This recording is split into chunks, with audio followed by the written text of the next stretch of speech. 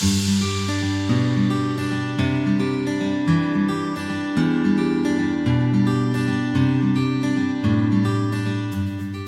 to Grad-post. I'm your host, Brian S. Mitchell, and we're here to talk about life before, during, and after graduate school and whether an advanced degree is right for you. I'll draw upon my experiences as a graduate dean and research mentor, as well as my network of students, colleagues, and experts to bring you the most complete information on graduate education that I can. The United States conferred nearly 58,000 research doctorates and over 933,000 master's degrees in 2023. Second only to China in the number of advanced degrees awarded. Not only has China gone screaming past the U.S. in the production of advanced degrees, but there are converging forces indicating that we are in for a precipitous drop in the number of degrees awarded in the United States in the coming years as China continues to climb. The U.S. may see a roller coaster ride in these numbers in the next few years and eventually an all-time high in 2027 or so. But after that, the influences on graduate enrollment are geared towards a steep decline in the number of advanced degrees being awarded. Let's examine what those effects are. They are all related to governmental policies and are exacerbated by societal and economic trends. Let's start by lumping doctoral and master's education into one bucket, although the effects could be different. According to the most recent IPED student census from fall 2023, there are 3.3 million students enrolled in advanced degree programs in the United States. Though financial aid information for fall 2023 is not yet available, in 2019-20, 42% of those students took out loans to finance their degrees, 39% took out unsubsidized governmental loans, and 11% had government-subsidized loans, called Direct Plus or Grad Plus loans. According to a 2018 General Accountability Office report, which is no longer available from GAO but findable through a Google search, virtually all Grad Plus loan borrowers also had some additional form of federal student loan. Borrowers were almost equally split between those pursuing a master's degree and those pursuing professional doctorates, with less than 5% pursuing a research doctorate. Nevertheless, over half of the loans went to students in master's and research doctorate programs. Nearly half of the domestic students enrolled, 46%, were non-white, and 17% were non-citizens, what I will term international students. So, an estimated 1 million students of color and over 500,000 international students took out some form of federal financial assistance to go to graduate school, an estimate which is still applicable today. Let's look at these three categories of students separately: domestic students of color, international students, and financial aid borrowers as a whole, and see how shifts in governmental policies might impact their populations. Together, these three groups account for not only the vast majority of graduate students, but primary growth areas over the past decade. First, anti-DEI movements will decrease the number of graduate students of color in graduate programs. There's no comprehensive study on the effects of previous DEI efforts on graduate admissions or master's and doctoral completion, but there are some anecdotal studies showing that it matters. For example, the Joint Biomedical Engineering program at Virginia Tech and Wake Forest revised their graduate program recruitment and admissions practices in 2018 to include more holistic review elements, and found that the percentage of African American applicants jumped from an average of 3% in 2016 through 2018 to 10% in 2019 through 2021, and that the overall percentage of URM applicants increased significantly over the same time periods. They report that, quote, networking with diverse student populations has the strong potential to improve the diversity of BME graduate programs, end quote. Much of the evidence on the effectiveness of DEI efforts on improving representation in the workplace focuses on this aspect of graduate education: admissions. In her seminal publication, Inside Graduate Admissions, Merit, Diversity, and Faculty Gatekeeping, Julie Posselt delves deeply into graduate admissions processes and takes on misconceptions regarding merit and diversity, including implicit bias and outright racism.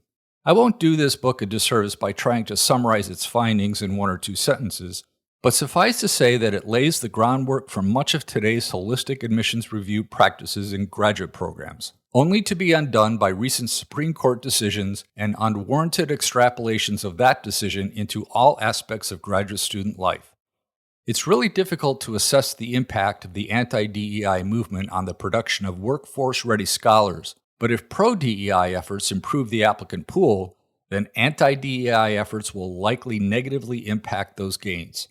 As the authors of one publication on increasing diversity in medicinal chemistry graduate programs put it, quote, "It does not matter how many DEI initiatives are in place if the initial pool of applicants is not diverse," end quote.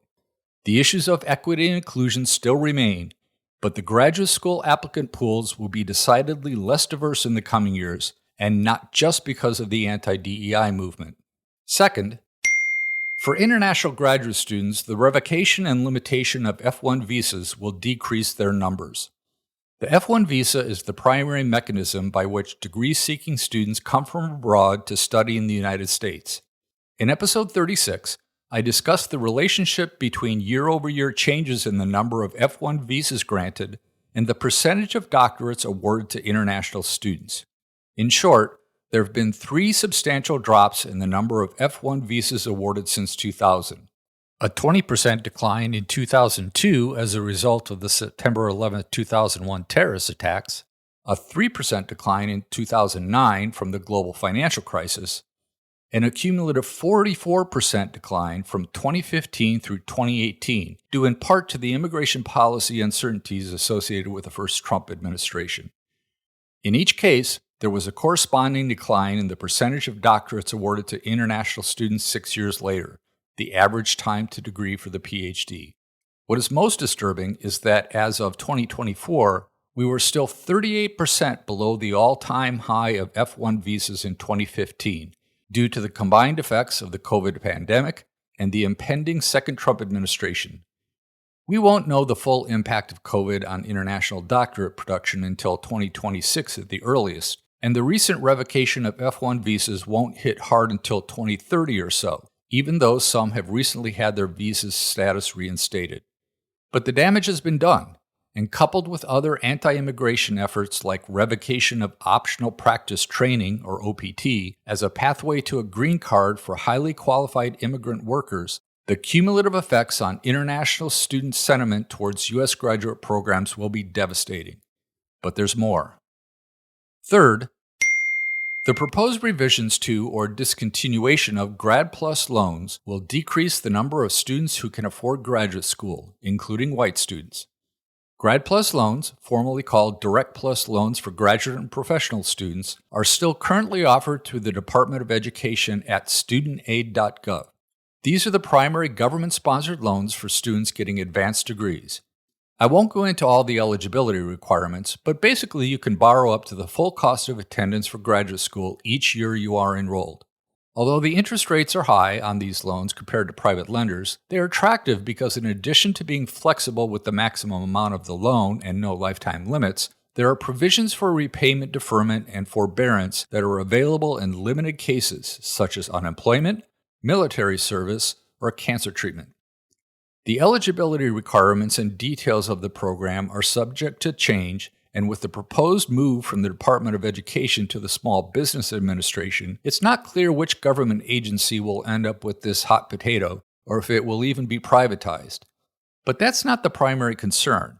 The biggest concern is that the entire program is on the federal budget chopping block. There are proposals being floated in Congress to eliminate the Grad-plus program for a reported savings of $40 billion. Elimination of all graduate and professional student loan programs, including Stafford loans and Pell Grants, would reportedly save $90 billion. That's over 10 years, mind you, so we're looking at somewhere less than $10 billion per year for elimination of all grad student loan programs if you do simple math. As with other purported savings through elimination of departments or programs, it's a drop in the bucket compared to the federal deficit. What these proposals to eliminate loan programs don't account for is the loss in tax revenue from fewer higher-waged earners as a result of their advanced degrees. That's not a wash, to be sure, but there are economic implications to repressing educational opportunities for the citizenry, not to mention elimination of the concomitant benefits of improved health and longevity, reduced crime, and a more civil society that go along with advanced degree holders. What impact elimination of graduate student loans will have on enrollment is difficult to estimate without some modeling. But there's anecdotal evidence that these loans are important. I'm not a huge fan of Reddit, which tends to be dominated by trolls, but here are just a few genuine comments from a recent string on the topic. Quote, "Without Grad Plus loans, I would never have been able to afford medical school as a middle-class person of color, as federal student loan protections and income-based repayment plans with path towards forgiveness with public service loan forgiveness were key to my financial future." End quote. Here's another quote. "I would never have been able to get my master's and further open doors for my social work career if I wasn't able to use the Grad Plus loans." End quote. And finally, "I'm starting law school in the fall and I'm petrified. I've worked so hard to get here, but I don't want to miss my chance because I'm not born rich." End quote. As if those three factors weren't enough, there's the kicker. If you are then relying only on rich white domestic students to fill our graduate labs, studios, and classrooms, there is the impending demographic cliff that will impact even the most privileged groups. The demographic cliff is a pretty well-known phenomenon that has been predicted for over a decade, and has to do with the decline in the number of 18-year-olds who will graduate from high school each year starting in 2026. The primary reason is again the global economic crisis of 2008, 18 years ago, when Americans started having fewer babies. If traditional yields hold, fewer U.S. citizens, so-called domestic students, will enter graduate school starting in 2030, and the effect of the demographic cliff onset will be felt 6 years later in 2036 as those students would have completed their PhDs. That trend will continue indefinitely since the birth rate has mostly not recovered since 2008. It is projected that the number of high school students entering college will decrease by 13% by 2041, according to one source. Again, if everything else stays the same, which it won't, there will also be 13% fewer domestic PhDs awarded by 2050 due to the demographic cliff alone. You can see the compounding effect these four factors will have on graduate enrollments. Fewer students of color due to anti-DEI efforts, fewer international students due to anti-immigrant policies and practices, fewer students from non-privileged socioeconomic groups due to elimination of federal loans, and even fewer privileged white students due to the demographic cliff. It's hard to put a number on it, but we could see PhD production cut in half over the next 2 decades, if not sooner. If only there were government funds available to study these effects on research productivity, but with the elimination of the Department of Education and even the National Science Foundation terminating grants for anything with diversity somewhere in its abstract, the chances of shining light on this problem, much less fixing it, are slim. Why not just cut graduate programs and/or lower admission standards, you say? Well, graduate programs will be cut, but I'm saving the topic of college and university mergers for another day. But keep in mind that these decreases come on the heels of major expansions of graduate programs at many second-tier universities in order to achieve Carnegie Classification Research 1 status, as I described in episode 14. The provosts and presidents who hung their professional hats on achieving R1 status by ramping up research infrastructure and PhD production will be long gone, but the faculty and staff who have to suffer through the downsizing won't be. It's easy enough to say, just cut graduate programs. It's harder if you have to find all those people equivalent jobs. As for lowering admission standards, would you want our nuclear programs run by substandard doctorate holders, or your high-tech communications equipment designed by somebody who really only has the equivalent of an associate's degree? Don't get me wrong, we need people with associate degrees, but they don't have the necessary training to design circuits or integrate new technologies like improved antennae, cameras, or touchscreens into the next generation cell phones and EVs. And I shudder to think about our libraries, museums, art galleries, and archives being run by people who can't read. Okay, I'm being an alarmist, but you get the point. It's like telling the military to lower its standards for fighter pilots because of policy-induced personnel shortages, like prohibiting women from combat. The end result will not be what you want. But it's not just the individuals that will be impacted by the reduction in advanced degree holders. What will this mean for employers? A lack of skilled, independent thinkers. I recently upgraded my website with some reports on the careers of doctorate holders from around the world. The impact of doctorate holders is economically broad and geographically global. Employers need advanced degree holders. Try as we might to isolate ourselves from the rest of the world, the workforce is now global, and mobility will continue to dominate the careers of researchers. Just ask all those government service, military veterans, and university faculty leaving for better positions abroad. Numbers aren't everything, and just because you award the most degrees doesn't mean you're the best. I would argue that a master's or doctorate degree from the United States is, and will be for the foreseeable future, far superior to any equivalent degree in China. But numbers do matter. Fewer graduates mean fewer individuals with the necessary skills for a global workforce. Fewer graduates mean fewer instructional faculty will be needed in what is already a stressed professoriate, dominated by underpaid and overworked adjunct faculty, even at the graduate level in some disciplines.